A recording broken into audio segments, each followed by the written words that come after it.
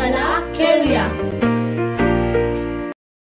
खेळाचे नाव आहे भावनांची ओळख.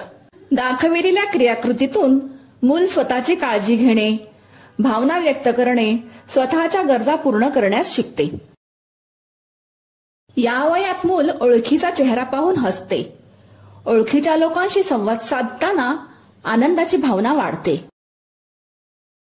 या वयात मूल भावना व्यक्त करते. जसे काही गोष्टी त्याच्या मनाविरुद्ध झाल्यास ते रडते, तसेच अनोळखी लोकांना पाहून घाबरते किंवा लाजते. या वयात मुलं काही ठराविक परिस्थितीमध्ये घाबरतात. या वयात मूल शौच लघवीला झाल्यास आई वडिलांना सांगते.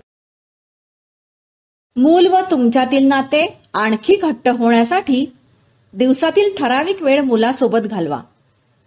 दिलेले खेळ मुलांकडून खेळून घ्या आणि तुमचे अनुभव आम्हाला नक्की सांगा.